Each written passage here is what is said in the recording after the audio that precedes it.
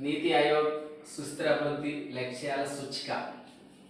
ఈ నీతి ఆయోగ్ సుస్థిర అభివృద్ధి లక్ష్యాల సూచిక అనే దాన్ని 2021 జూన్ 3వ తారీఖున న్యూఢిల్లీలో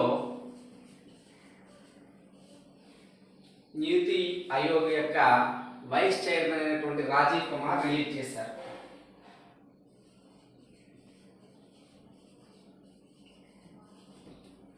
నీతి ఆయోగ్ సుస్థిరాభివృద్ధి లక్ష్యాల సూచిక ఏ సంవత్సరానికి సంబంధించిందంటే 2020వ సంవత్సరానికి సంబంధించింది. ఈ 2020వ సంవత్సరానికి సంబంధించినటువంటి నీతి ఆయోగ్ సుస్థిర అభివృద్ధి లక్ష్యాల సూచిక అనే దాన్ని 2021 జూన్ 3వ తారీఖున న్యూఢిల్లీలో ఆ నీతి ఆయోగ్ యొక్క ప్రస్తుత వైస్ చైర్మన్ గా కొనసాగుతున్నటువంటి రాజీవ్ కుమార్ గారు రిలీజ్ చేయడం జరిగింది. ఈ నీతి ఆయోగ్ సుస్థిర అభివృద్ధి లక్ష్యాల సూచిక అనేది సాధారణంగా యుఎన్ఓ యొక్క సస్టైనబుల్ డెవలప్మెంట్ గోల్స్ అని చెప్పి అంటాం, ఎస్డిజి. ఈ సస్టైనబుల్ డెవలప్మెంట్ గోల్స్ సుస్థిర అభివృద్ధి లక్ష్యాలు యుఎన్ఓకి సంబంధించి 2015 నుంచి 2030 సంవత్సరానికి సంబంధించినవి. వాటిని ఆధారంగా చేసుకొని మన భారతదేశంలో నీతి ఆయోగ్ అనేది 2018వ సంవత్సరం నుంచి ఈ రిపోర్ట్ అనే దాన్ని వెలువరుస్తుంది. మన దేశంలో సుస్థిర అభివృద్ధి లక్ష్యాల సూచిక ఏ సంవత్సరం నుండి ప్రకటిస్తున్నారు అంటే 2018. ఎవరు ప్రకటిస్తున్నారంటే నీతి ఆయోగ్ అనేది ప్రకటిస్తుంది అనమాట. దేనికి అనుగుణంగా ఈ లక్ష్యాల సూచిక ప్రకటిస్తుందంటే ఐక్యరాజ్య సమితి యొక్క సుస్థిర అభివృద్ధి లక్ష్యాల రిపోర్ట్ ఆధారంగా చేసుకుని మన భారతదేశం వీటిని ప్రకటిస్తూ వస్తుంది అనమాట. అయితే ఇందులో ఈ నీతి ఆయోగ్ సుస్థిర అభివృద్ధి లక్ష్యాల సూచికలో భారతదేశము ఎన్ని అంశాలను పరిగణలో తీసుకుని రిపోర్ట్ రూపకల్పన చేస్తుందంటే 16 లక్ష్యాలను ఆధారంగా చేసుకొని ఈ రిపోర్ట్ అనే దాన్ని రూపకల్పన చేయడం జరుగుతుంది. సో ఈ నీతి ఆయోగ్ యొక్క సుస్థిర అభివృద్ధి లక్ష్యాల సూచిక 2020 ప్రకారం భారతదేశంలో ప్రథమ స్థానంలో నిలిచిన రాష్ట్రం, మన దేశంలో ప్రథమ స్థానంలో నిలిచిన రాష్ట్రం, నెంబర్ 1 ర్యాంకులో ఎవరు నిలిచారంటే కేరళ రాష్ట్రం అండి. ఈ కేరళ రాష్ట్రం 75 స్కోర్ సాధించింది.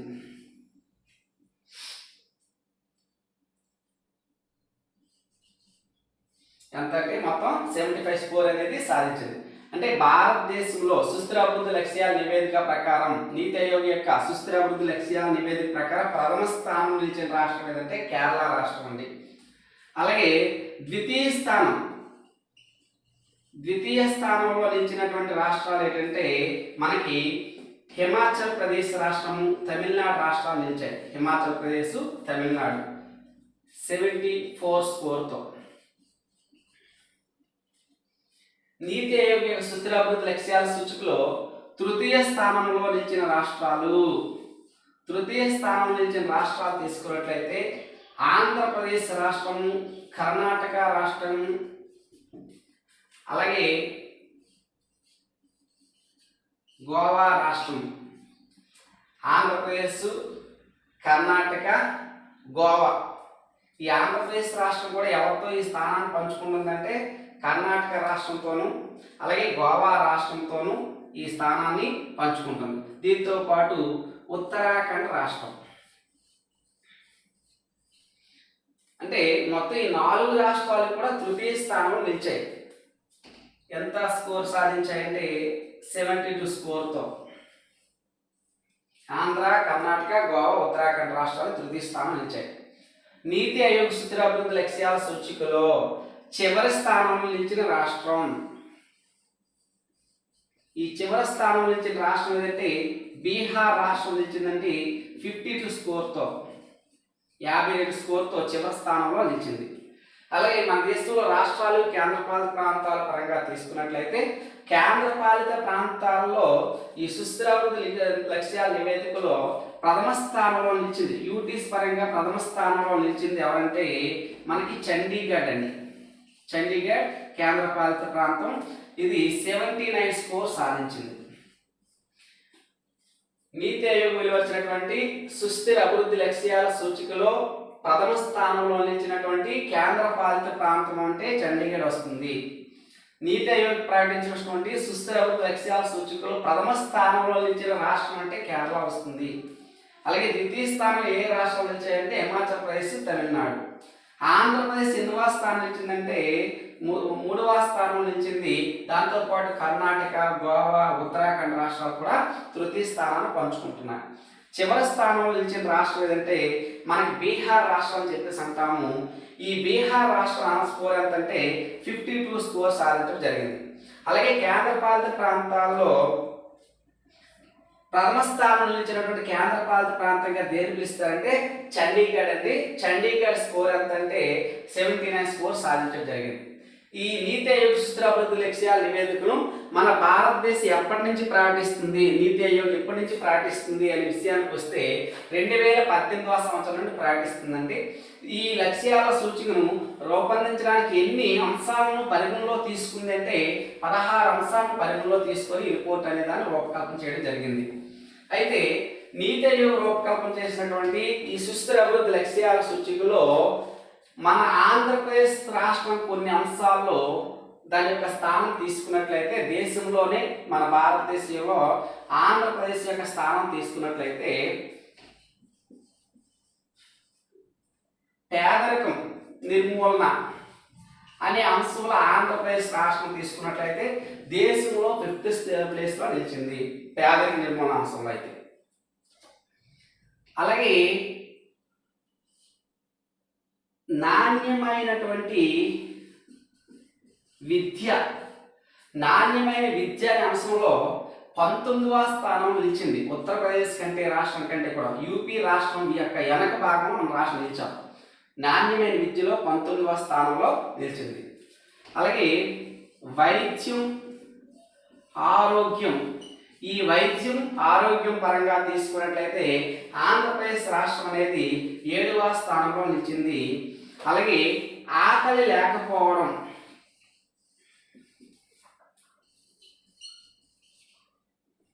ఈ ఆకలి లేకపోవడం అనే అంశంలో తీసుకున్నట్లయితే ఆంధ్రప్రదేశ్ 14వ స్థానంలో నిలిచిందండి. అయితే ఓవరాల్గా దేశంలో నాణ్యమైనటువంటి విద్యుత్ ఇంధనాన్ని అందించడంలో నాణ్యమైన ఇంధనం లేదా విద్యుత్ అందించడంలో మాత్రం ఆంధ్రప్రదేశ్ ఫస్ట్ ప్లేస్లో నిలిచిందండి మన రాష్ట్రం. ఇలా ప్రథమ స్థానంలో ఒక ఆంధ్రప్రదేశ్ రాష్ట్రమే కాదండి, ఇంతవరకు 14 రాష్ట్రాలు ఇలా ప్రథమ స్థానంలో నిలిచాయి. నాణ్యమైన ఇంధనం విద్యుత్ పరంగా తీసుకుని దేశంలో 14 రాష్ట్రాలు 100 స్కోర్ సాధించి ప్రథమ స్థానంలో నిలిచాయి అన్నమాట. ఇది నీతి ఆయోగ్ యొక్క సుస్థిర అభివృద్ధి లక్ష్యాల రిపోర్ట్ పరంగా తీసుకుంటే ఆంధ్రప్రదేశ్ అనేది పేదరిక నిర్మూలన ఈ గోల్లో 5వ స్థానంలోను, నాణ్యమైన విద్య అనే అంశంలో 19వ స్థానంలోను, విద్య, వైద్యము, ఆరోగ్య అనే అంశంలో 7వ స్థానంలోను, ఆకలి లేకపోవడం అనే అంశంలో 14వ స్థానంలో ఆంధ్రప్రదేశ్ రాష్ట్రం కొనసాగుతుంది. ఈ నీతి ఆయోగ్ అనేది ఐక్యరాజ్యసమితి యొక్క సుస్థిర అభివృద్ధి లక్ష్యాల సూచికను ఆధారంగా చేసుకొని వాటిని సాధించడంలో ఉన్నతమైనటువంటి ప్రతిభ కనబరిచిన రాష్ట్రాల యొక్క స్థాయిని ఈ ర్యాంకుల ద్వారా ప్రకటించడం అనేది జరుగుతూ వస్తుంది. మరి ఈ నీతి ఆయోగ్ అనేది తీసుకున్నట్లయితే రాష్ట్రాలను కొన్ని విభాగాలుగా డివైడ్ చేసింది. దీనికోసం 0 to 100 స్కోర్ అనే దాన్ని పరిగణలో తీసుకొని ఆయా 16 అంశాలు పరిగణలో తీసుకున్నాము కదా. ఈ 16 అంశాలు ఏవైతే ఉన్నాయో ఆ 16 అంశాల్లో ఆయా రాష్ట్రాలు సాధించే స్కోర్ 0 to 100 మధ్యగా తీసుకొని రాష్ట్రాలను కొన్ని విభజనగా కొన్ని ప్రత్యేకమైన కేటగిరీగా డివైడ్ చేసింది.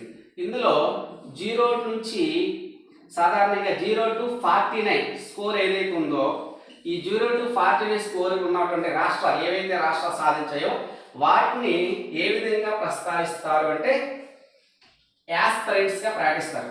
అంటే ఆశావాహ రాష్ట్రాలుగా ప్రకటిస్తారు.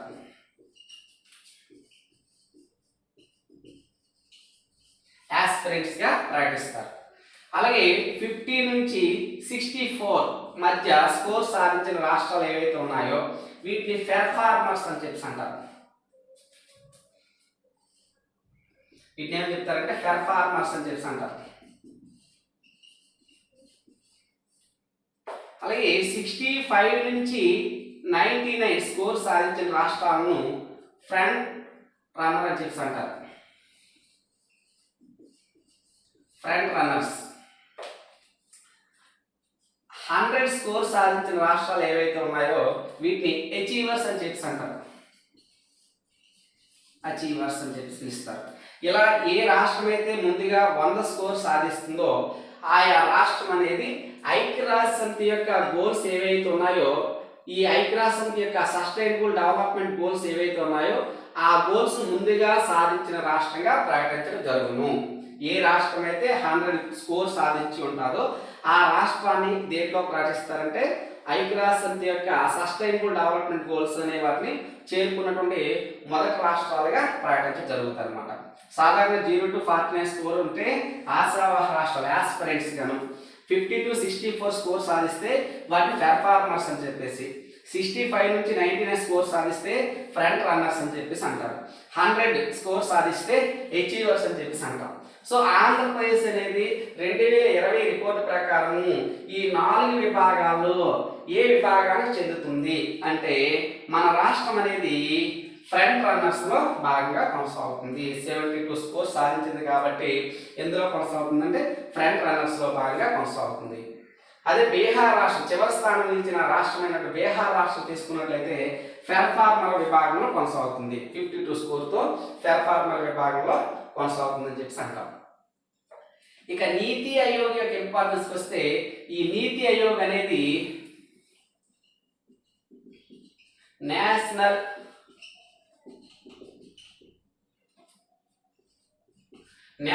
ఇన్స్టిట్యూట్ ఆఫ్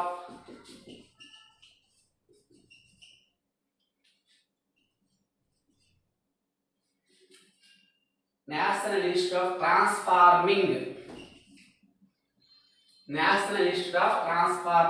ఇండియా అని చెప్పేసి అంటారు.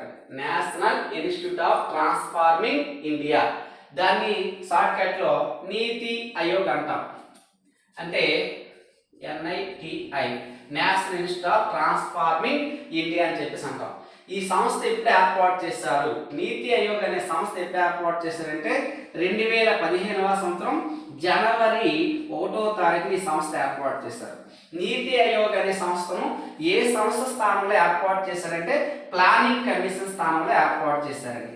ప్లానింగ్ కమిషన్ స్థానంలో ఏర్పాటు చేశారు, ప్రణాళిక సంఘ స్థానంలో ఏర్పాటు చేశారు.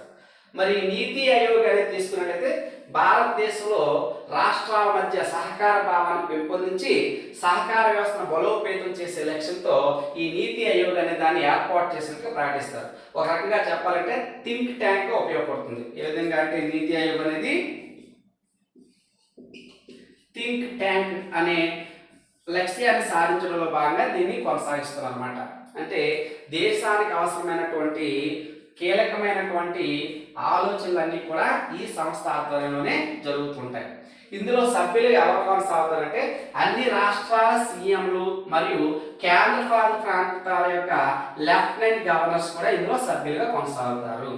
మరి నీతి ఆయోగ్కి ఎవరు చైర్మన్ గా వ్యవహరిస్తారు? ప్రధానమంత్రి. ఎవరైతే ప్రధానమంత్రి హోదాలో కొనసాగుతారో వారు నీతి ఆయోగ్ యొక్క చైర్మన్ గా పిలుస్తాం.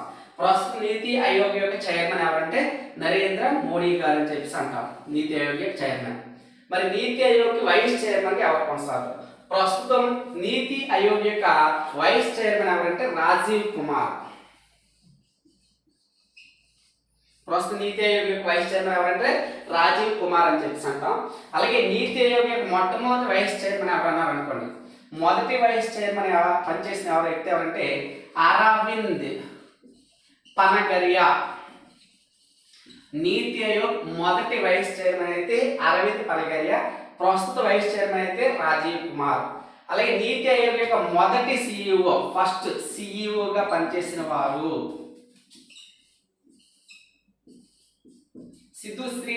సింధుశ్రీ కుల్లర్, మొట్టమొదటి సిఇఓగా పనిచేసింది. ప్రస్తుత సిఇఓ ప్రెసిడెంట్ ఎవరు కొనసాగుతున్నారు? అమితాబ్ కాంత్. నీతి ఆయోగ్ యొక్క ప్రస్తుత సిఇఓ ఎవరంటే అమితాబ్ కాంత్. మొట్టమొదటి సిఇఓ ఎవరంటే సింధుశ్రీ కుల్లర్. నీతి ఆయోగ్ మొదటి వైస్ చైర్మన్ ఎవరంటే అరవింద్ పనగరియా. ప్రస్తుత వైస్ చైర్మన్ ఎవరంటే రాజీవ్ కుమార్ అని చెప్పి అంటారు. నీతి ఆయోగ్ యొక్క పర్మనెంట్ మెంబర్స్ గా శాశ్వత సభ్యులుగా కొనసాగుతున్న వ్యక్తులు అంటే వికే సారస్వత్,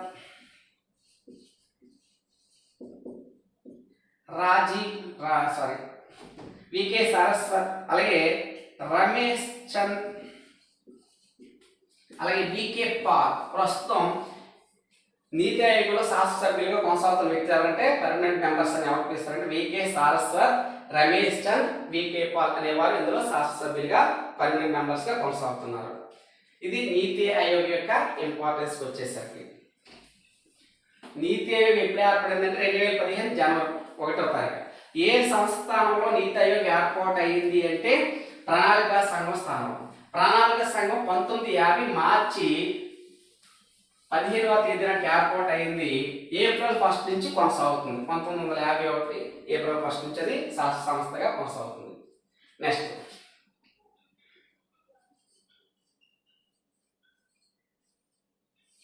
క్వాడ్. క్వాడ్ అంటే క్వాడ్రిలేటరల్ కోయిలేషన్.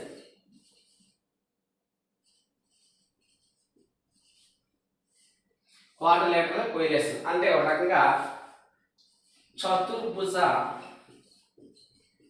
కూటమి.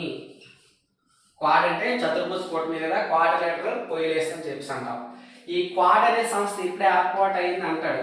2007వ సంవత్సరంలో ఏర్పాటు అయిందండి.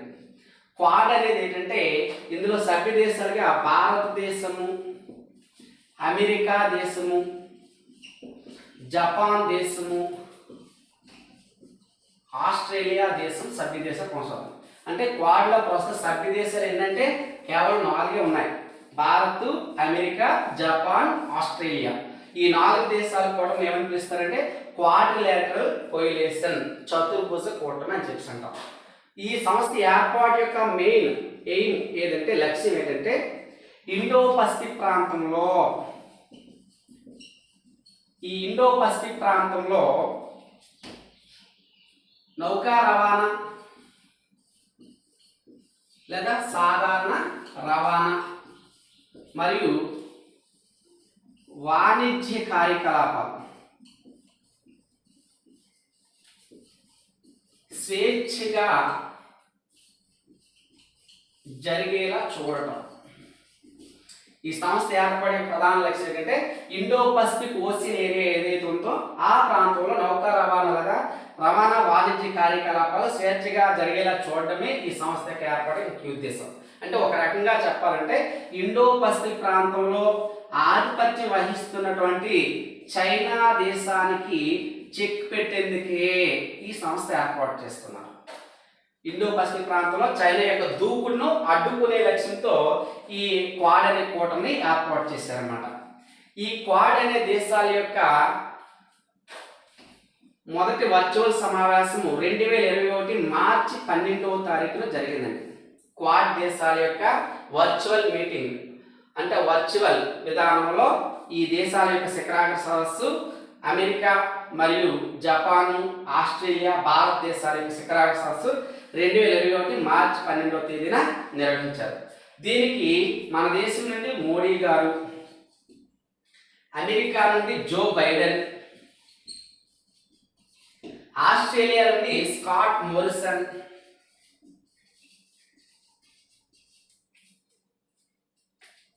జపాన్ నుండి యోషిహిడే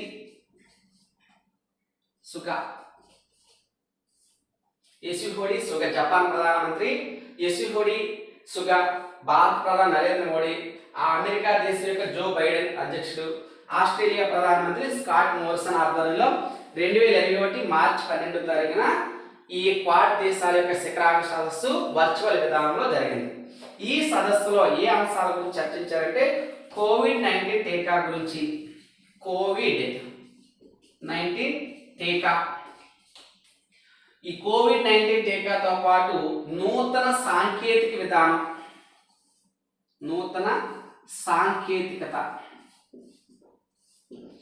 కోవిడ్-19 టీకా మరియు నూతన సాంకేతికత మరియు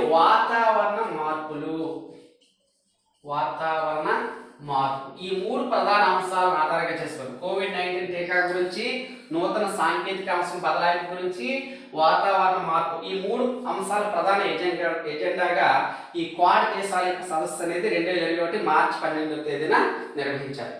ఈ సదస్సుకి ఈ 4 దేశాలతో పాటు హాజరైన మరలా కొన్ని దేశాలు ఏంటంటే న్యూజిలాండ్ హాజరైందండి. న్యూజిలాండ్, దాంతో పాటు వియత్నాం, అలాగే సౌత్ కొరియా దేశాలు హాజరయ్యాయి. New Zealand, Vietnam, South Korea. Quad దేశాల యొక్క శిఖరాగ్ర సదస్సుకు హాజరైనటువంటి దేశాలు ఏంటంటే ఈ 4 దేశాలతో పాటు న్యూజిలాండ్, వియత్నాం మరియు సౌత్ కొరియా దేశాలు హాజరయ్యాయి. న్యూజిలాండ్ దేశం నుండి తీసుకున్నట్లయితే జెసిండా, న్యూజిలాండ్ దేశం నుండి కూటమికి హాజరైనటువంటి ప్రధానమంత్రి ఎవరంటే జెసిండా ఆర్డెర్న్. ఆ దేశ ప్రధానమంత్రి జెసిండా ఆర్డెర్న్. సౌత్ కొరియా దేశం నుండి మూన్ జే ఇన్.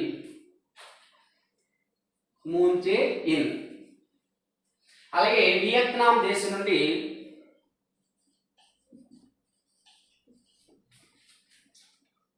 హువాన్ హుక్.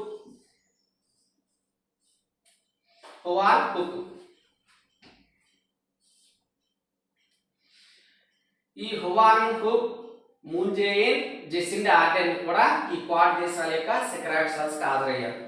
అసలు క్వాడ్ ఏర్పడే ప్రధాన లక్ష్యం ఏంటంటే ఈ ఇండో పసిఫిక్ ప్రాంతంలో చైనా దేశం యొక్క ఆధిపత్యం ఎక్కువైపోతుంది, అలాగే అంతర్జాతీయ వాణిజ్యానికి అవరోధాలు కలిగిస్తుంది. సో చైనా యొక్క ఆధిపత్యం ఎట్లా అయినా చెప్పి పెట్టాలనే ఉద్దేశంతో అమెరికా ఆధ్వర్యంలో ఏర్పాటైన కూటమి. యాక్చువల్లీ ఈ కూటమి ఏర్పాటు చేయాలని చెప్పి 2007 నాటికి షింజో అబే, జపాన్ దేశ ప్రధానమంత్రి, అప్పట్లో దీని ఏర్పాటు గురించి విశేషంగా కృషి చేశారన్నమాట. సో దాని యొక్క సదస్సు 2021 మార్చి 12వ తేదీన నిర్వహించడం జరిగింది. ఈ క్వాడ్ దేశాల యొక్క నౌకాదళాల యొక్క మిలిటరీ ఎక్సర్సైజ్ కూడా జరిగింది. నౌకాదళ ఎక్సర్సైజ్ అని, దాన్ని మలబార్ ఎక్సర్సైజ్ అని చెప్పి అంటాం. ఈ మలబార్ ఎక్సర్సైజ్ అనే పేరుతో 2020వ సంవత్సరంలో ఏ దేశాలు పాల్గొనంటే ఈ 4 దేశాలు కూడా, భారతదేశము, అమెరికా దేశం, ఆస్ట్రేలియా మరియు జపాన్. ఒకప్పుడు ఆస్ట్రేలియా దేశం లేకుండా అమెరికా, భారత్, జపాన్ దేశాలు మాత్రం నిర్వహించేవి. 2020 నుంచి 4 దేశాలు కలిపి నిర్వహిస్తున్నాయి మలబార్ ఎక్సర్సైజ్ అనే పేరుతో. నౌకాదళ విన్యాసాలు మలబార్ ఎక్సర్సైజ్ అనే పేరుతో ప్రతి సంవత్సరం కూడా నిర్వహిస్తూ ఉంటారు. ఇది క్వాడ్ యొక్క ఇంపార్టెన్స్. అయితే ఇటీవల క్వాడ్ దేశాల కూటమిలో చేరొద్దంటూ చైనా దేశం ఏ దేశంకు ఒత్తిడి తీసుకొచ్చింది అంటే బంగ్లాదేశ్ పైన. క్వాడ్ దేశాల కూటమిలో చేరొద్దు అని చెప్పేసి ఏ దేశం యొక్క విదేశాంగ విధానంపై తీవ్రమైన ఒత్తిడి చైనా దేశం తీసుకొస్తుందంటే బంగ్లాదేశ్ పైన తీవ్రమైన ఒత్తిడి తీసుకురావడం జరిగింది. ఇక్కడ బంగ్లాదేశ్ విషయానికి వస్తే బంగ్లాదేశ్ యొక్క వాణిజ్యంలో 97% చైనా దేశం నుంచి వస్తుంది. తర్వాత సెకండ్ ఎవరంటే భారతదేశం. అంటే బంగ్లాదేశ్ అత్యధికంగా వాణిజ్యంపై ఏ దేశం ఆధారపడుతుంది? చైనా. రెండో దేశం ఏంటంటే భారతదేశం. సో ఈ అత్యధిక మొత్తంలో వాణిజ్యంపై ఆధారపడటం వలన ఎటువంటి సుంకాలు లేకుండా తన దేశ వస్తువులను చైనా దేశంలో ప్రవేశించే వెసులుబాటు కల్పిస్తూ బంగ్లాదేశ్ పైన ఆధిపత్యం కొనసాగిస్తున్న దేశం ఎవరంటే చైనా దేశం కొనసాగిస్తుంది. సో అందువల్లనే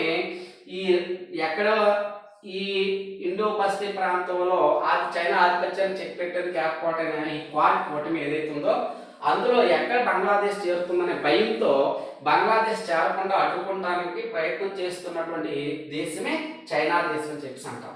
క్వాడ్ అనగా క్వాడ్రిలేటరల్ కోయలేషన్ లేదా చతుర్భుజ కూటమి అంటాం. ఎప్పుడు ఏర్పాటైంది? 2007వ సంవత్సరంలో. దాని సదస్సు ఎప్పుడు జరిగింది? 2021 మార్చి 12న వర్చువల్ విధానంలో జరిగింది. దానికి ఈ 4 సభ్య దేశాలతో పాటు హాజరైన ఇతర దేశాలకి 3 ఉన్నాయి. అవేంటంటే న్యూజిలాండ్, వియత్నాం, దక్షిణ కొరియా. మూన్ జే ఇన్ హాజరయ్యాడు, హువాన్ హుక్ హాజరయ్యాడు, దాంతో పాటు జెసిండా ఆర్డెర్న్ కూడా హాజరయ్యాడు. స్కాట్ మోరిసన్ తీసుకున్నట్లే ఆస్ట్రేలియా, జో బైడెన్ అయితే అమెరికా, మోడీ అయితే భారతదేశం, యోషిహిడే సుగా అనేవాడు జపాన్ దేశం యొక్క ప్రధానమంత్రి. దీనికి ఈ సదస్సుకు హాజరయ్యారు అన్నమాట. 2021లో ఈ సదస్సులో ఏ అంశంపై ప్రధానంగా చర్చించారనే విషయానికి వస్తే వాతావరణ మార్పు పైన, నూతన సాంకేతికత అనే అంశం పైన, న్యూ టెక్నాలజీ పైన, దాంతోపాటు కోవిడ్-19 టీకా అందుబాటు గురించి ఈ 3 అంశాల ప్రధాన ఉద్దేశంతో జరిగిన సదస్సే క్వాడ్ అనమాట. యాక్చువల్లీ సంస్థ ఏర్పాటు ప్రధాన లక్ష్యం ఏంటంటే ఇండో పసిఫిక్ ఏరియాలో నౌకా వాణిజ్యం అనేది ప్రశాంతంగా స్వేచ్ఛగా జరిగేలా చూడడానికి దీని యొక్క ముఖ్య ఉద్దేశం అని చెప్పేసి అంటారు. థ్యాంక్ యూ అండి.